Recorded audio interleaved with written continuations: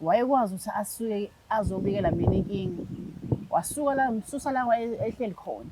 Waze uzofika la kwayimina ngimsiza. Mina ngamgona njengodadewethu. Ngaba nalokho ukuthi siyigazi elilodwa. Yena akazange aba nakho lokho.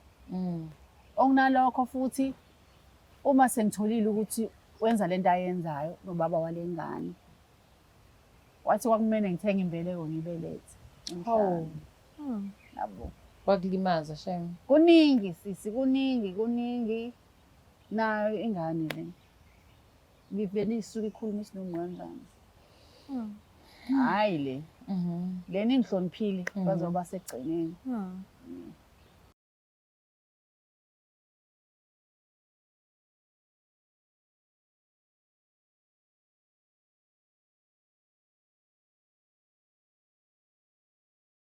Kakhulu ithoba ngicela ukuthatha leli thuba ngiphinde ngikubingelele mbukeli weBlack Life TV with myself Mlangeni Magasela kuyihlelo lethu lumnandi.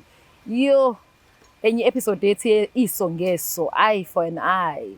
Ngiyazi ukuthi baningi abantu abathandayo ukuphindisela okubi ngokubi. Mina uMagasela angihambisani nalokho kodwa akubona kwami ukuthi ngikukhethele ukuthi uphindisela kanjani, wenza kanjani. Otshatsho uNkulunkulu wakho wedwa. Mina kuMlangeni Magasela ngicela ukuthatha leli thuba ngibingelele uSiso seduze kwami osibhalelile kuBlack Life TV kuyona le show ethi isongeso. Uzobe sezisho ukuthi uba owakaba uqhamukaphi and bese yasichazela ukuthi usibhalele ufisa simsize ngane siBlack Life TV. Sabona dadewethu njani?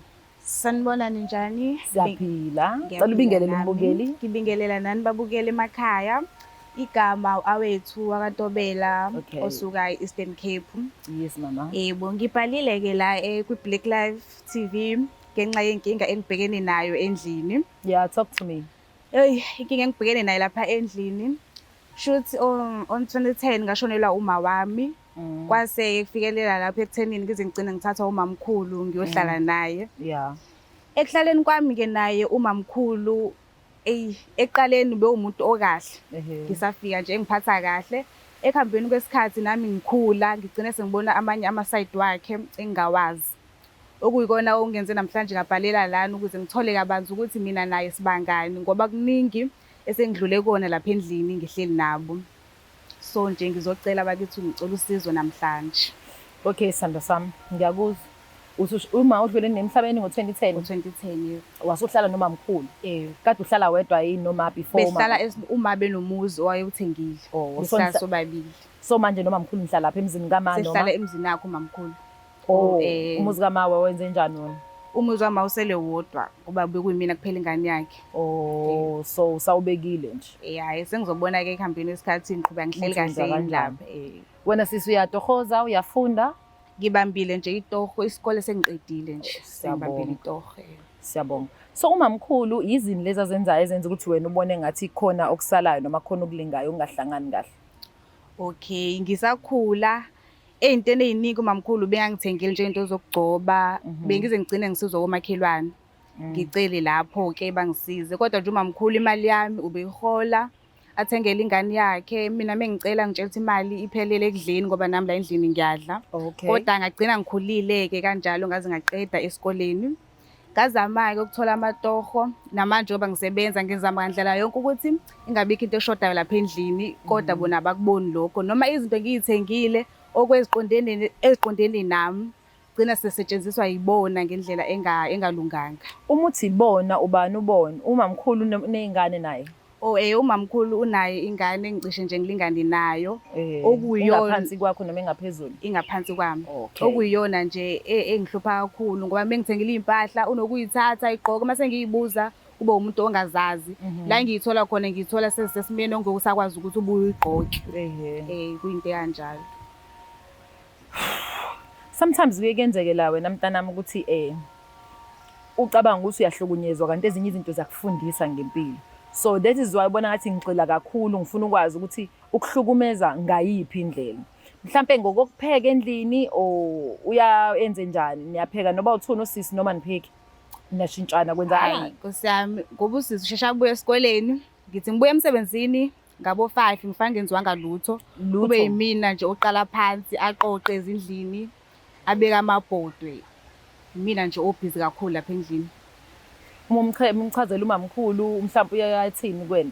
Umamkhulu ke mengimchazela ngalonto ukuthi phela mamkhulu ngibuya ngikhathele ongenani-ke ngicela sisizane-ke sinosisi uyangitshela umamkhulu ukuthi ingane ihlala ikhona emini ivulile wena usuke ungekho so mase ubuyile akubonakala ukuthi uwena usubuyile futhi wena umdala la endlini owaziyo ukuthi izinto zenziwa kanjani. Mhlawumbe nishiyane eminyaka emingaki nosisi wakho omncane?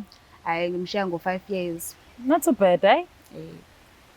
So lento iyakuhlukumeza ngempela? Hhayi ngihlukumeza kakhulu ngoba ngigcine ngingasakwazi nokulala ebusuku ngicabanga. Kuningi engikucabangayo. Kodwa usakhula wayekushaya, ingane uyayishaya lenye incane? Hhayi akaze ayishaye nkosi yami unokuyithethisa uma ngikhona mesonile sobabili ayithethise phambi kwami kodwa nje kumina enze iqine kungafani. Mhlawumbe ngoba umdala awukazi ucabanga kanjalo? Hhayi angazi ngicabanga kanjalo hle ngicabanga ngoba ukuthi mhlawumbe mina ngingasenamzali. Kufika kanjalo kumina. Yazi ukuthi kuyenzeka ukuthi ucabanga ukuthi ngoba uma akekho mhlawumbe naye uma ngoba abazali umama oyedwa ngithi benoma wakhe nomamkhulu ngiyenzeka ukuthi naye wayezoba umuntu onjalo. Kunabantu abanabazali abangayisho lento ukuthi uma ngathi akasiphathi ngendlela efana nosisi wami. Sometimes it's not even about you ukuthi ungabi nabo umzali. Yikho ngithi ngifuna sibhekisise into ukuthi ikuphi la ufika ngathi uhlomeza kakhona ukuthi ube emsebenzini ukliniswe njoba lokho kunye kokuqala ngikubambile lokho ukuthi wawuhola igrant ucontribute ngokudla yonke imali yengimamkhulu ngoba athi vele kuthenga ukudla imali yakho. Ngiyakunderstanda ke lokho ukuthi I'm not saying ngikuvumelekile ukuthi kuna some sort of abuse where ingane ngeke ithola idingo zayo kodwa ibihola igrant. Yayizwa lento engishoyo more especially as a teenager mhlawumbe udinga ama pets udinga into zokugcoba kodwa uzusiza umakhelwane. You get me? I'm not trying to defend umamkhulu in this case.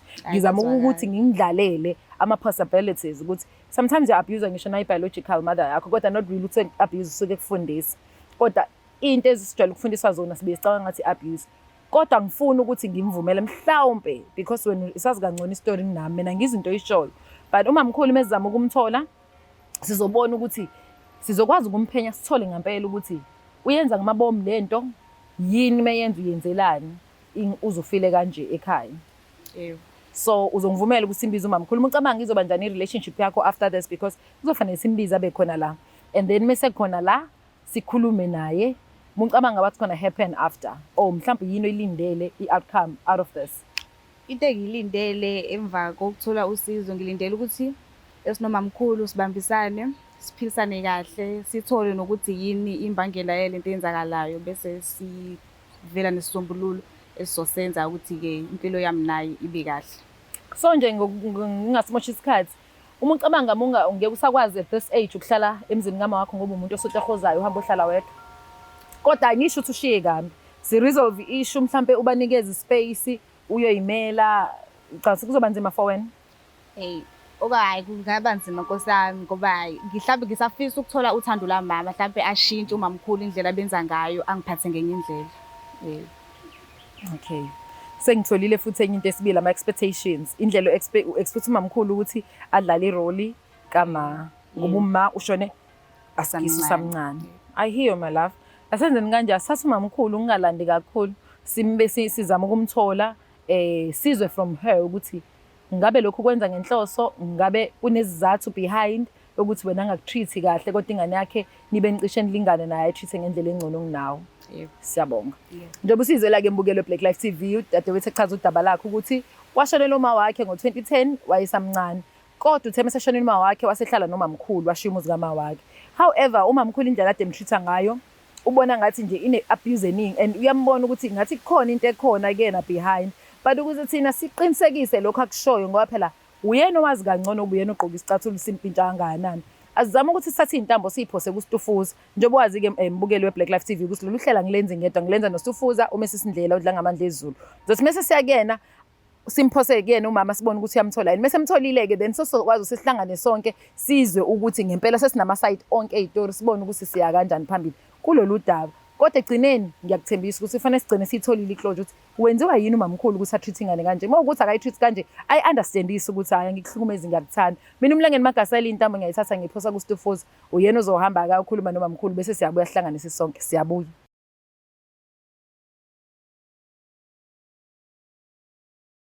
Ngiyabingelela lonke ababukeli beBlack Life TV kuhlelo esimbiza ngokuthi iso ngeso siyanamukela futhi kuhlelo lethu and njengamanje ke sesibuya kumlangeni uMagasela kade ekhulumisana no-Abethu uNtobela. So ke sila manje noma ngesimanga sokuthi u-Abethu ucelile ukuthi simsondezele uma ukuze kuzokwazi ukuthi kube khona ingxoxo ezokwenzeka. Sikubingelele ma siphinde sikwamukele uhlelo elithi Isongezo.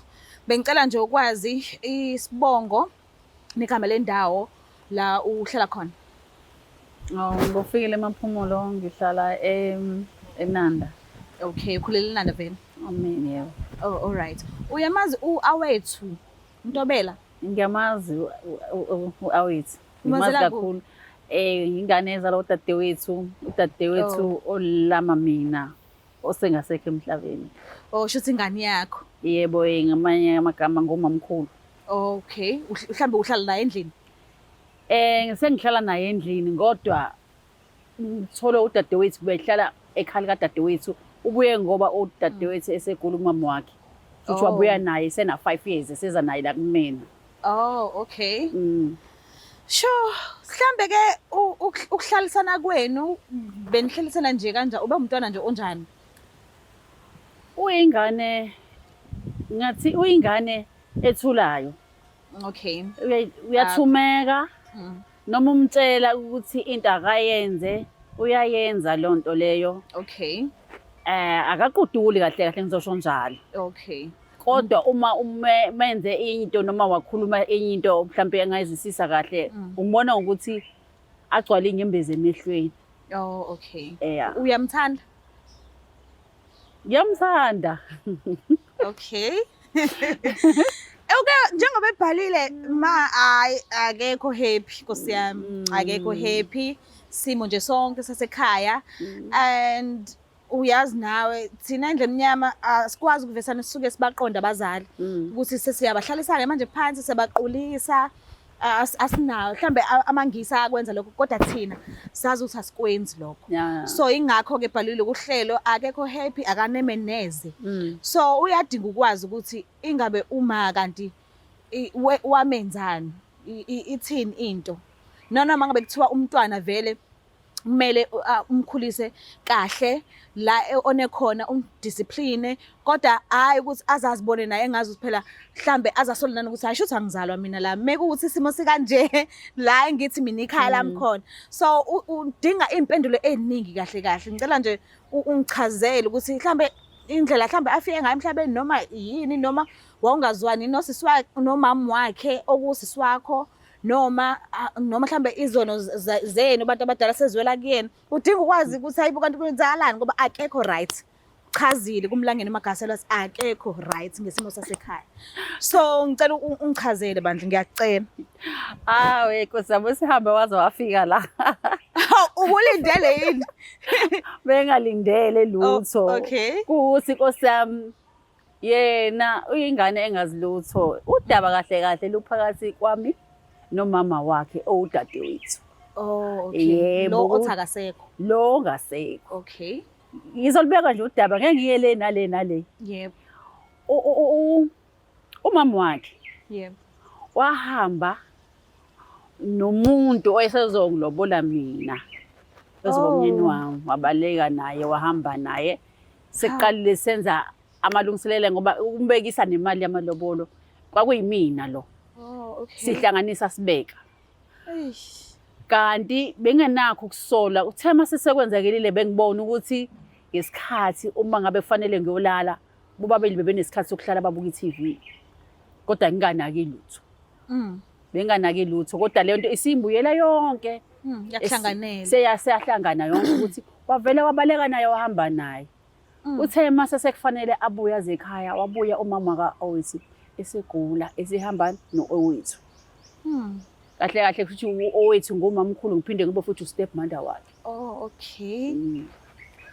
Uma sebuya nengane wagula futhi washona ngagula ngesikhathi eside wasedlula emhlabeni.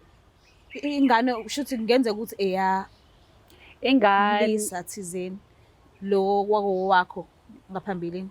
Ngeke ngize ngibe nayo isho angazi ngoba naye mina ngimazela enomunye umuntu. Okay. Umunye umuntu engimaziyo kahle ebekade ngimazi impela lo muntu lowo kodwa manje ngathi sengithuka ukuthi futhi nalo owami besengene nakena. Manje i-anger yami mangibheka lengane kunezinto eziningi engiyibuza zona eziwumbuzo engabe ngiyibuza udadewethu ukuba usaphila. Okay, manje usha ukuthi akasekho. Akasekho futhi nokufika kwakhe wafika ngoba esedlule emhlabeni. Okay, ngiya-understanda kona ukuthi ubhekene nento okungeyona eyakhe umntwana. But mhlambe yini engamenza noma engakwenza wena ukuthi udlule unomntwana angahlangane entweni angahlangani nhlobo nazo, angangeni kuzona, angaphanisheki, i-punishment ingatholo yena. Yini ocabanga ukuthi i-right ukuthi fanele yenzeke noma umoya wakho uzoxola uma ngabe sekuthiwa kwenziwe yona because phela usisi wakhe akasekho. Akasekho. And akufanele umntwana agowe ngalokho. Yes. Kanti akukho angakwenza owethu futhi nami akukho ngawenza ngoba umuntu oneqiniso layo yonke into uyena lo dadewethu sengasekho.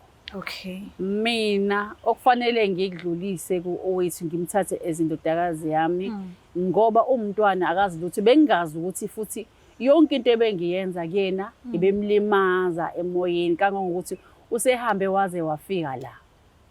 Njengoba uchaza nje ukuthi umntwana ozithulelayo into nento efika kanzima kuyena uyachiphiza akhali nanana shuthi noma ngabe kuthiwa bengakwazi ukukhuluma kodwa shuthi bimuhle ngalendlela ukuthi waze wafika la.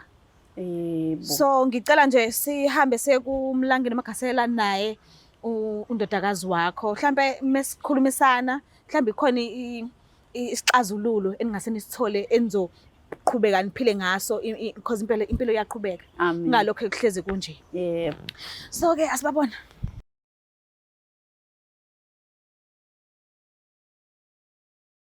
Welcome back mbukeli weBlack Life TV. Isiqephu sethu esithi isongeso. Myself Mlangeni Magasela and uStufuza uDangamandla Ezulu mesisindlela eduze kwami. Yani siyaphila. Hayi nathi khona Nkosi yami. Yabo sifika zabantu fethu ziyadrainana. Khathele ke Ziyadrainana bro. Like serious. Ziyadrainana. Kodwa ke into engiyithanda ngayo ukuthi kumnandi ukwenza umehluko emphakathini, most especially uma uzoba nesixazululo egcineni ubasiza abantu bangagcini behlele bomnyameni. I think ukubaleka le show yileyo. Yes. Ukuthi noma usuphinzelile okubi ngokubi kodwa okulandelayo sifanele uqhutshwe phela nempilo. Ungaphindi uyenze leyo nto futhi, ungaphinzeli okubi ngokuba fethi. Uke wathola ini? Usisi ungichazelile kuwangibhalela ukuthi hayi khule noma mncane noma mkhulu emthanda ngendlela esimangaliso growing up and walahlekelwa uma akhe ngo-2010. So mehlala noma mkhulu bazwana impela yonke into ihamba kahle kodwa waqala mamkhulu wabehave ngendlela ehlukile after ukushona kwama wakhe and ikhombisa ungamthandi. So mina ngeke ngithande umuntu angichazele ukuthi yini le yenza ukuthi ubone ukuthi lo muntu akakuthandi. Unga-assume ukuthi umuntu akakuthandi ngoba ekwenza izinto okufanele uzenze nawe njengentombazane endlini. Wachaza ke futhi ukuthi hayi kuningi nje even nento zakhe ayithengayo uziyathathwa izisetshenziswe udadewabo ngane ngamamkhulu. Mekuthethiswa uyabona ukuthi isandla siqina kakhulu ngakena kodwa kudadewabo omncane siba right. Kodwa nje lento le kahle kahle ine kuba no emotional abuse, emotionally akayikho kahle. So usezucabanga ukuthi kuba wakho ukhona. Ngaze ngazama umduduza ngathi mina kuyenzeka nabo abazali mephila wena ucabanga kanjalo bese engekho. Wathi hayi ngeke. Bese so much. Sengingaphezulu kwamandla. Ngaphezulu kwamandla yahluleka. The time kade ngikhuluma nomamkhulu ukuvezile nje ukuthi umama wakhe wabaleka ne-boyfriend yakhe. So bahamba bayekudeni uthe esebuya umama wakhe wabuya no-awethu naye nakhona futhi esegula. Umama wakhe wafike nje uthi wafika wahlala isikhathi esincane wadlula emhlabeni. So akanayo lento le enhlizweni yakhe abakhulumanga ukuthi hawo usuhamba nomuntu wami and ingakho ivele ivuke kabusha mangabe bona indodakazi yakhe. Kwayinalokho angenayo ishow yayo noma ubaba wakhe okwakuyi-boyfriend yakhe yakudala noma ubaba uka-awethu noma akusiwuye because uthi uyazi usisi wakhe wayejola nomunye umuntu ngaleso sikhathi. So nje kuningi ingakho bese funa ukuthi ajezise umntwana ekubeni uma wakhe akekho because vele akekho umuntu ezomjezisa uthi ubona yena phambi kwakhe. Stufuza umamkhulu sabona mamkhulu njani? Ngiyaphila Siyaphila. Ngiyathanda umamkhulu ngithe ngithi sawubona mamkhulu athi amen. Ihlangene nokukholwa leyo. Oh okay.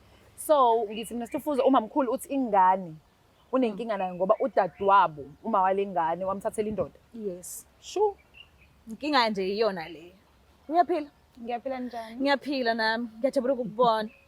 Mana-ke uma uyamkhumbula nje kahle hlehle isithombe sakhe unaso emqondweni nothi isithombe siphathekayo usakhumbula nendlela ayeyiyo nje yonke into nomuntu ayehlala naye bethabe ningahlali nomamkhulu. Nginakho kancane kona. Okay. Kuyafika nje isithombe sakhe. Kancane. Oh, all right. Mhlambe ke mawusu comparison nomamkhulu. Ububona kodwa ukuthi hayi ngathi umamkhulu ikhona lento le noma awunakanga. Hayi azange nginaye Nkosi yami ngisamncane kakhulu. Okay. So njengoba uze wabhala kuhlelo konke obekwenzeka usamthanda namanje umamkhulu wakho. Ngisamthanda kakhulu Okay. futhi. Ufuna ukuthi kwenzekeni? Ngifuna ukuthi ashintshe indlela enza ngayo, anginikeze uthando nami, ngifile njengengane yakhe ayizalayo. Okay. Akhombise nje ukuba umzali kimi njengoba yenza nakusisi omncane. Angiphathe ngendlela efanayo. Okay. Mamkhulu. Userious ngokuthi ungahlukumeza ingane ngoba nakho udadewenu wakudlela indoda. Engakusho kube yiphutha lokho engikwenzile ukuthi kuhlukumezeke ingane kodwa bengaboni ukuthi ngiyihlukumeza. Akwenza udadewethu emva kwesethathe ubaba walengane. Ubaba walengane wayengasayifuni nokubona. Wayengasayisupport ngisho ukuyisupport. Wayengazi nanokuthi iyadla noma ayidli. Mina ngisebenzi bekusebenza yena ubaba walengane. Siphila ngaye ubaba wengane. So ubaba wahamba nakho konke wayobheka lo mndeni. Wobheka udadewethu. Udadewethu esinqumesweni esodwa akakwazanga ukucabanga ukuthi ngiyigazi lakhe.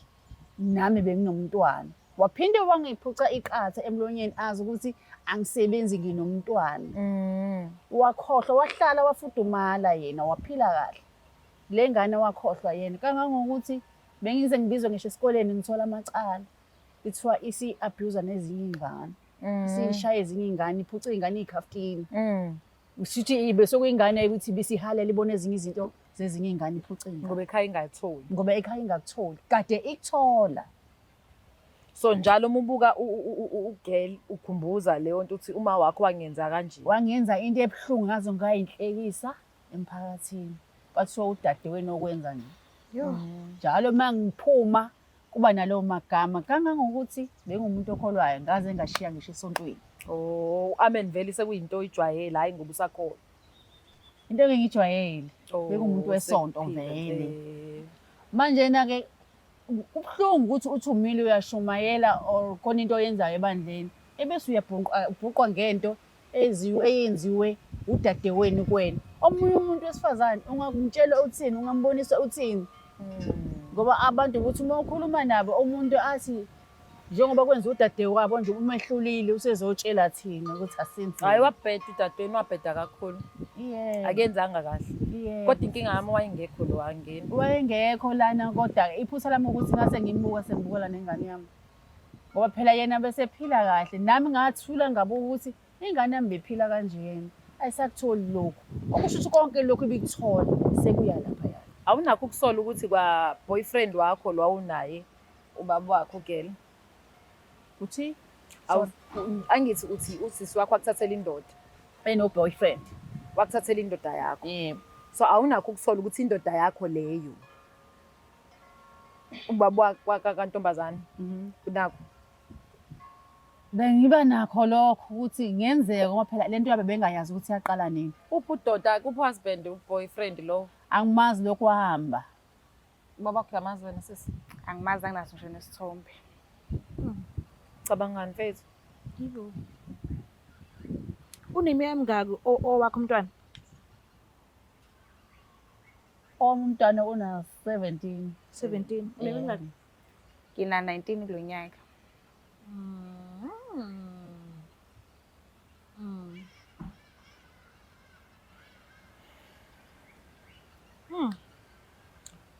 Manje meseze wabhala ke kuhlelo kanje akuve kuzokuvusela yini ukuthi uphinde uqale phansi senibuyile ke manje senibuyile ekhaya? Ayikho into engayenza ey'mbe ezongihlukumeza engithandile kuyena akwenzile ukuthi abhale ukuze nami kube khona umuntu ozokwazi umchazela ukhuluma ngichaze Ubodle. ngesimo Okay. esidlule kusona ngoba akekho umuntu ebethanda ukungilalela mina. ngiyakuzwa. Akekho umuntu ebethanda ukusizwa sami story. Iside lakho. Yebo, okunalokho bengiba inhlekisa nje. Ngiyahlekwa abazi ukuthi yonke lento ukuze yenzeke isuka yiphi iqaliphi kanjani. Iyona-ke into adenzi engakhulu. Ngoba phela Sitofuza ubuya balula futhi ugela ukuthi ena nosisi wakho omncane naye usenakho uku-abuse, athatha iy'nto zakhe angayiwashi, uyazi egcineni zotshela uma. So uyabuka lento ukuthi ile biyanda nje emndenini ngoba phela iyanda. akusasiwena kuphela ophe i-revenge ngomntwana. Kodwa nengane yakho leyo izalayo nayo isiyisitha udadewabo. Yabo ukuthi ingozi kakhulu. Hayi bingozi kakhulu yona. Ngicabanga sifanele silulekane Sitofuza. But ukuze silulekane sisheshe siluqede lolu daba siyamdinga usisi omncane abe khona azoyibona le nkinga le ukuthi iyinkinga kahle kahle. Uyathemba yini kodwa ukuthi uzo-understand umuntu una-16, una-17? Mdala kabi. Mdala ne? Mdala 17 mdala. And if siyeka lento ngelilanga uma uzothula ngeke bephinde bebe because i-backup yalo sisi yena lo sisi omncane ngeke bekwazi ukubackuphana bazobe yintandane nalo uzoshona le asekho uma akho ngihlukumeza naphinde enze into efanayo. So I think boba u3 bayayidinga nje ukuthi bazi ukuthi lesi senzo lesi asikho right noma nawe umamkhulu understand ukuthi lesi senzo sadadewaba asisonise ngane sadadewaba sasisi wakho. Sibhlungu ngiyaku-understand Kangangokuthi lo mntwana ngoba besehlakaniphile angithi bengithi njalo uma ngithi ngiyapheka mhlawumbe udliwe kamnandi ngizosho njalo. Nayo bephatha isikhaftini esi-right. Nokugqoka iyazi ukuthi ngosuku oluthize ubaba uyahola uzongiphathela ini. Mayicela into iyayithola manje. Mayicela imali engaka, mayi-10 rand ukuphatha u10 rand uyawuthola. So naye bengibona ukuthi kuyamlimaza lokho ingane izomele ikabishe imali yemfini, imele amazambane. so bese uyayichazela wena ukuthi ubaba wakho ingobondla lapha yana. Cha, into ebengiyimtshela ngithi wahamba noma mncane. Ngenzela ukuthi angingabi nale mibuzo nami engihlukumezayo. Yikho ngithi siyamdinga usisi omncane Sitofuza. Ngiyacela nisondezele usisi omncane. Bathi ziyawushaya kwamakhelwane bajabulile kungakuhlangani yebo khona kubuhlungu kunino zami ugembula efonini ekhasino uma uthi udlala ibhanoyi livele lindize noma liphahlazeke lingakasuki icwile kanjalo ke imali yakho sekuyisikhathi sokuthi kuphele konke lokho sondela eBlack Life Traditional Pharmacy uthole ibhodlela lihamba nesiwasho ikhombo yodumo kuphela amathunzi amnyama kuvuleka inhlahla zakho uma ngenelele Clever ubuye nayo izwa lemali uthole le combo ke kulula kumele ukwenze faka i-order namhlanje ku 062 219 7748 umsebenzi wethu ukukudilivela wena mawufaka i-order noma ngabe kuphi magumba manomhlaba Black Life Traditional Pharmacy izimpande zama-Afrika.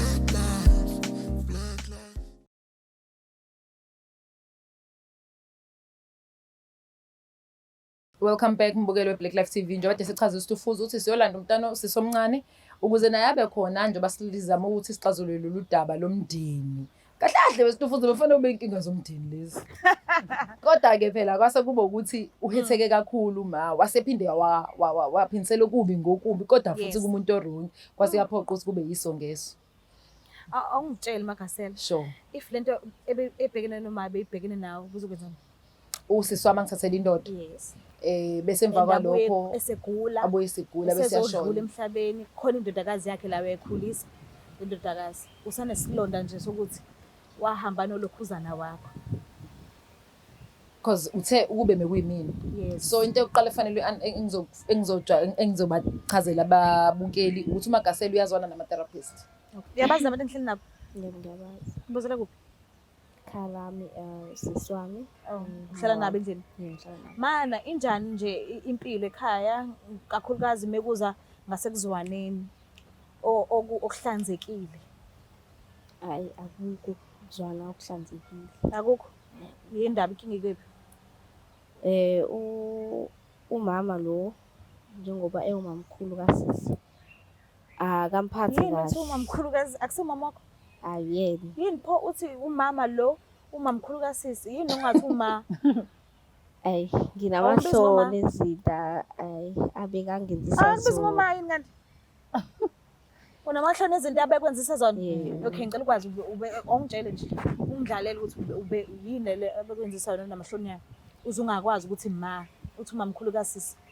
Hayi, bengenzisa izinto nje, athi angithathe izinto zakhe. Noma ngingasathathanga ngizenze zami, kodwa nje ngizenze kambi. Mhlawumbe ngizingcolise noma ngenze ini, kodwa yonke into nje engekho right ngazo. Bese ngiyazibeka futhi ngazilungisi. Wathi isizathu esenza ukuthi akwenzise kanjalo wathi siphi? Asikho. Phela nje yena wathi konke akwenzayo kwenziswa ukuthi ubaba akekho. Wangachaza ukuthi ubaba mengekho yini efanele ukuba kwenza kusisi. Uyamthanda sakho? Yebo, ngiyamthanda. Okay. Uzizwa kanjani wena ngayo yonke lento ngoba ngathi uyayibona ukuthi wrong? Na kanjani Hayi, uyabona? angizizwa kahle ngoba sinakho ukuthi sibuye sikhulume nosisi, kodwa masikhuluma kube khona ukuthi qhamuka uma. Bese fanele umjikele. Yeah. Ma. Uright kodwa ke wena ma? Mina ngi-right emoyeni wami. Izinto ezayidala ukuthi le ngane yami ibingidimanda izinto. Angisebenzi, anginayo imali. Ubaba wayo ubeyenzela yonke into.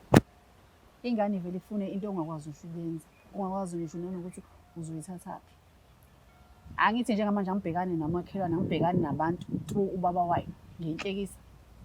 Manje yona izoqhamuka ngaleso sikhathi leso isizongifuna ukuthi ngigcina sengiba nolaka. Yebo. Ngigcina sengiba nolaka. Uma ngifuna into yoqonda ukuthi hamba uthatha leya kadadewenu usebenzise yona. Ngoba angazi ngizokuthatha. Uyadinga ukukhila ma. Awukho right. Izenzo zakho ikhombisa ukusobala ukuthi ulimele. And yazi into ilokhuzana i-coping mechanism yakhe yini uma uyasmile. And abantu abalimele if besmile You must ulimala know. kabi ingozi. Because manje angithi wenza ukuthi nibone ngathi u-right kanti uyazazi ukuthi ayekho right. So ukuze cope fanele athi kanje I'm okay kanti cha. Uyabona ukuthi kuningi Nkosi yami kuningi. Ngiyakuzwela ngesenzo sasisi wakho. Eh. Kodwa indlela yakho yokwenza izinto inginikeza isign ukuthi empilweni awukazi ube nama-challenges because kwakuyi-challenge la uNkulunkulu akunikeza yona. Okufanele ukwazi ukuyi-overcome and then ubone ukuthi uya kanjani phambili. Wena nje ngesenzo sokuthi wathathelwa indoda, i-boyfriend, ubaba wengane. Usungadestroya umuntu ongazi lutho innocent kanje. Angikujudge because angithi siyasifana uzwangibuza ukuthi ufuza mina mengasenze njani mengasendlisha kanjani lesimo. Hayi kube nzima usisi. Kube nzima. Kodwa I'm happy ukuthi uyakwazi ukukhuluma. Ngoba yabona yonke into uyiqale phansi naye udadewethu lo. Ukuze afike la afika khona nganginayo mina. Sure. Wayekwazi ukuthi asuke azobikela mina inkinga. Wasuka la umsusa la ehleli khona. Waze uzofika la kwayimina ngimsiza. Mina ngamgona njengodadewethu. Ngaba nalokho ukuthi siyigazi elilodwa. Yena akazange aba nakho lokho. Okunalokho futhi uma sengitholile ukuthi wenza lento ayenzayo nobaba walengane. Wathi kwakumele ngithenge imbeleko ngibelethe. Oh. Yabo. Wakulimaza shame. Kuningi sisi, kuningi. Nayo ingane le. Ngivele isuke ikhuluma isilungu kanjani. Hayi le. Leni ngihloniphile bazoba segcineni. Uzizwa kanjani? Lapho ulimaza umuntu okuhloniphayo. Hayi ngiphoxekile. Phatha kanjani ukwazi ukuthi uma wakho wenzeka kanje? Kungiphatha kabi kakhulu. Kungiphoxile shame. Kodwa-ke bengingacabanga ukuthi umamkhulu sengaze enze kabuhlungu kanje ngoba so ngiqeda isikole ngathole itoho bengenza noma yini edingakalayo endlini yonke into beyifuna ubeyithola bengingalindele sengaze aphindise kabuhlungu kanje kumina kona-ke ngiphoxekile bani. And now usazoba nezingane ngelinye ilanga. Mhlambe ke indlela okhule ngayo uyazibona uyishintsha ebantwaneni bakho? Ya, ngiyabona ngoba Udadewenu- sengifundile isifundo. Udadewenu lo kumanje nizobhekana kanjani? Hayi ngoba mina naye besiba nako ukukhuluma, ayikho into etheni ngayo. Okay. Kona-ke naye sengibonga ukuthi akhulume iqiniso nje ukuthi nethunywa naye ayi ngoba bethanda. Okay, so ke kusukela manje kuya phambili uyacabanga ukuthi usazokwazi ukuhlala nabo endlini noma? Because Yeah, manje yeah. akusafana sekuqaleni, iqaleni bongasazi Ungayazi manje manje uyazi uyasazi. manje and uyazibona ngempela ukuthi awuhlangani lokho ku-serious. Hayi ngiyafisa kakhulu ukuthi siqhubeke sihlale ndawonye, sishintshe indlela besenza ngayo. Aqale phansi umamkhulu angikhombisa uthando lokuba umama kumina nadadewethu asiphathe indlela efanayo. Ayikho iplani leli phezu kwayo? Hayi ayikho Nkosi yami unalokho nje. Ngibonga ukona ukuthi nje ugcine ekhulumile iqiniso. Mhlawumbe sesophathana kahle kakhulu. Banzima kakhulu. Yazi zama ukuthini sithandwa sami? Uke wakubalula ukuthi kwakunzima ngoba wonke umuntu wayekuhleka uyihlaya. So noma ibhedi kanje lento ngifuna ukuthi thina as Black Life TV siya understand noma kubhlungu okwenzile but ngoba usisihlaniphile and usaphila ukwazi ukuthi athola ithuba ukuthi ayitholele yini iclosure azi ukuthi kwenzakalani afune niqale phansi kabusha but mina ngithi thina as Black Life TV siyazwelana nawe ibhlungu into wayenzela usisi wakho kodwa usisi wakho akasekho kuzofanele uhile umxolele kwayena usisi wakho. Ngoba lento izokwenza ngathi manje ingqondo ngathi ayithathi kahle. Yazi ukuthi inkinga mohlezi uhlele eqhubini kuba ngathi uyahlanya nasekhanda. Ngathi insuku ayihambi. And into engiphatha kabuhlungu kakhulu ayishilo uthi akekho umuntu owake wazimisela ngokuthi amlalele. Iyona into evele yangenza ngaba ne-stress phase. Indezi yokugcina le uvala. So noma kuthiwa sesifisa ukukhaphela usinike sivalele ekhoneni. mhlawumbe awucabangi abhukhele isikhathi Kuyaphoqa. athola ukulalelwa ke manje azwakala ukuthi elakhe side thina noma kuthiwa omakhelwane mhlambe bangaba nenkinga I hope uzosizakala ngomakhelwane sesontweni nje abantu abaziyo ukuthi ithini into noma ithini into eyenzeka ngaphambili empilweni yakhe. Ucabanga Counseling bro. Mina ngiyakholelwa kuma therapist angifuni qamanga. Yazi ngami yini nge-counseling. Abantu abaningi most yabo bayachaza ukuthi lapha ufike uyobuza umbuzo owodwa uphendule ngendlela eyodwa uphinde uqale phansi story kabusha. Abanye ababuye bakhala ngokuthi abasizakala. Wena wakwayo yona. Bakhona abasizakalayo but abaningi sengeke ngaqondana nabo isikakhulukazi kade ngisangaphansi kwe-show ethi imfihlo. Bengikhalela ukuthi ayikho into engisizile mina lapha. Ukuze ngikhuluma into eyodwa now and then ngiyakhala ngisula inyembezi nginezwa amanzi kuthiwa phuza.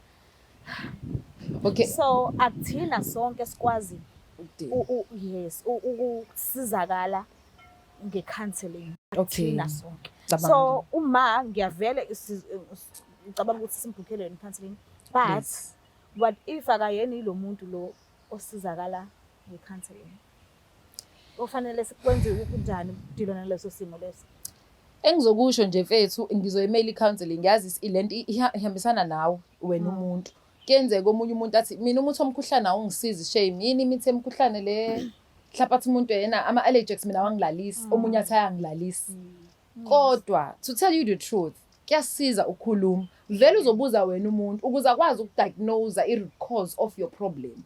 Akakwazi uqhamuka nesolution engazi ukuthi i-story siqhamukaphi. Mina ngizokutshela nje ezinye izinto zayidiagnose ngiyikhulumela nginganakile and I was able to heal ngabona late sengidlulile kuleyo nto.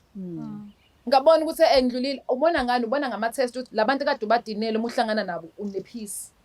And noma ukhuluma uthi usibani mina okwenza ukuthi unjani like I'm okay because sengifunde okuningi ngami as a person ngaphandle kwakho sitofuza ukuthi wenzeni kimi. Uthola ukuthi namanje mhlambe uzoba right ngokukhuluma nje nathi kanje nabantwana bonke bekhona angazi abhukhele kodwa ke ngalokho angisho ukuthi ngivale ukuthi abhukhele no akabhukhele at least akafeyile and then abuye ke mefeyilile.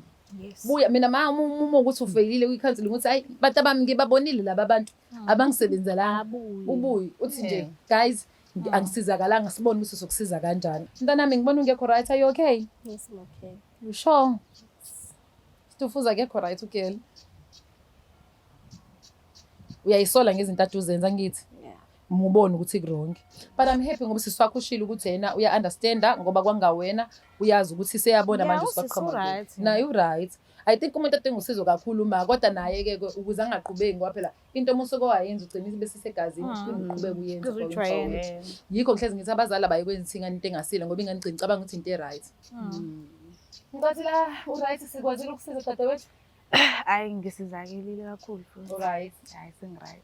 Wena mamina u-right. Sandwa sami u-right wena-ke. Ngi-right kakhulu. U-right, Kakhulu. sengiyayazi. Sengi-right. Yabo nje i-coping mechanism yakho ithi nje smile yonke into wenza ngathi right. I-right. It's okay. No, it's okay. Akukho right. Awukwazi ukuthi ungahluma ezinganasisi wakho bese usu-right. Ukuthi ngikhulume ngiyaqala Oh, ukukhuluma ngale. kanje nokukhipha I yabo. hear you. Kuyaqala bengidla lento ngedwa. Oh, ile yase ukuthi kwenza Kwenzakalani uyabona ngibe nesikhathi sokuchaza ukuthi kwenzakalani yayibona lonto. So usuku lokuqala lolu ukuthi Yeah. ngikwazi ukuthi ngikhulume lento phambi Mhlawumbe kwengane. uzokulala ubuthongo. Cabanga. Phambi kwengane. Siyabonga. Ngithi nayo bengazi isiyazi. Siyambonga uNkulunkulu yazi. Ngiyabonga. Uzoluthola usizo sandwa sami uzoba right and ngiyafisa uhile ngempela ibhlungu. Nami uthe mengibuza ufuze ngiqale ngaphoza ukuthi angazi ngahendlisha kanjani kodwa ngase ngiyakhumbula ukuthi kubalekile ukuhila ukuze noma ngalula. Umuntu methi hila kuba ngathi kulula ngoba awuhile kanti haya kwesinye isikhathi akululi inkinga izinto edlula kuzona ihlukene and ayifani. Njoba ingafani izenza kube nzima as individual to deal with leyo nto and heal. Kodwa it takes time. Kodwa thina sokusupport as Black Life TV. Siyakuthembisa and asikujudge. Ukuthi kuyaphoqa ukuthi kubuze imibuzo ngokomsebenzi wethu. Yebo. Yeah. Sifuza mina ngicathi we done. Yeah. So ke nabo futhi ngicela ukuthi i-date bese eduze kakhulu bangathathi isikhathi eside. Okay. Yeah, bahambe bayi-counseling. Yeah. But nje ngibonga isithuba lenu, ngiyabonga kakhulu, ngiyabonga ukuthi nawe ufike nawe ma. Thank you so much. I hope so manje ngila phambili sima soba ngconywana ekhaya. Awuzongitshela. Ungasabi ke futhi ukufona nanomnini. Usho ukuthi hayi uma ngihappy ngaye, hayi uma usaqhubeka. Kanje kodwa emva kwe-counseling ngishona le. Hayi kezwakala. Makasela. Ngicela sisiqedile kubuhlungu ukuphila ulimele because ulimaza nabanye abantu ungaqondile. Ilokho engakusho. Kubalekile ukuthi lezi ilonda lezi zama ukuthi sivale ukuze zingalimaza abanye abantu aba-innocent. Noma kunzima kunjalo. Cathi ngiyayideda inkundla mina. Please make sure you do like, subscribe, leave a comment laphana and support abantu abasoke bezile ngoba niyazi ukuthi niyathanda lolu hlelo. Ningakhohlwa ukulike and also guys singabe sibe no 100 views sibe nama likes awu-30 yabo. Cha, fanele nenze show ukuthi menisibuka bafethu uyayibuka episode yabona like phela noma ungaza comment kodwa mu like it shows ukuthi umsebenzi wethu uyawuthokozela. Nathi sokwazi ukuthi sikhuthazeke siphinde silesibuya nemsebenzi nathi ke phela amatorhe ethu aqine ehleze khona hawa lanto. Seseme mina nisifuza bye. Is the Black Life TV?